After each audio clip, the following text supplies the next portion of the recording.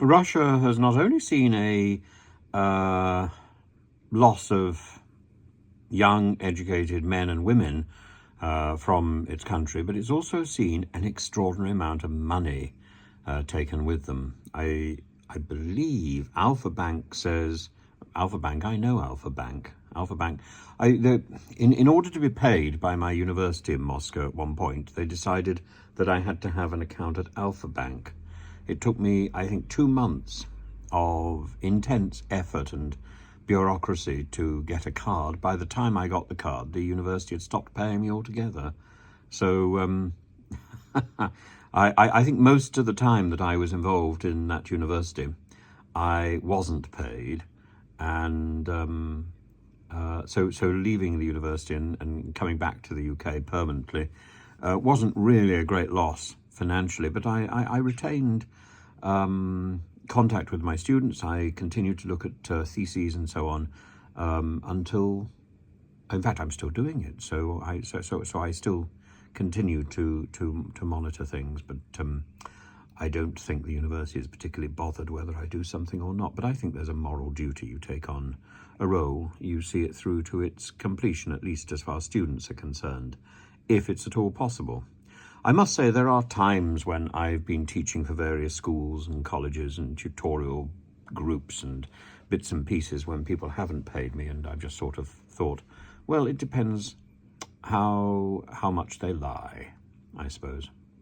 Those people who claim to have paid, and you claim to have paid X amount and they're paid Y, and it's significantly less than than was agreed, you just think, well, stop playing games.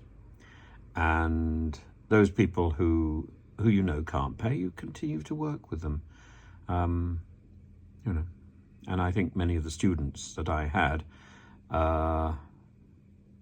it's not their fault that their country and their president is a scurrilous shit, really.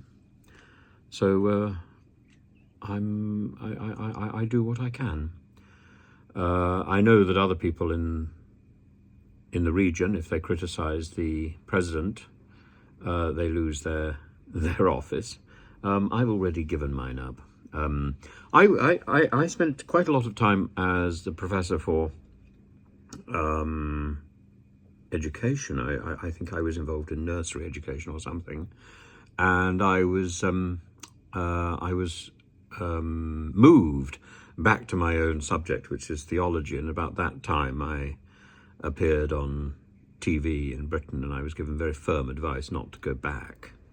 And shortly after that, we had COVID, and then we had the invasion of Ukraine. And I must say, I met some very dodgy officials while I was in Russia, and I'm not particularly upset that I'm not there, but I miss my students enormously. Anyway, Alpha Bank estimates that 1.5% of Russia's workforce have left the country, and that 1.2 trillion rubles, that's 12 billion pounds, have gone with them. That, I suppose, would equip Suella Braverman with detention centres for 2 years, wouldn't it? I think she would be delighted. She could sleep happily with lovely dreams of Rwanda, fortified by the knowledge that Mr. Putin had provided all the cash.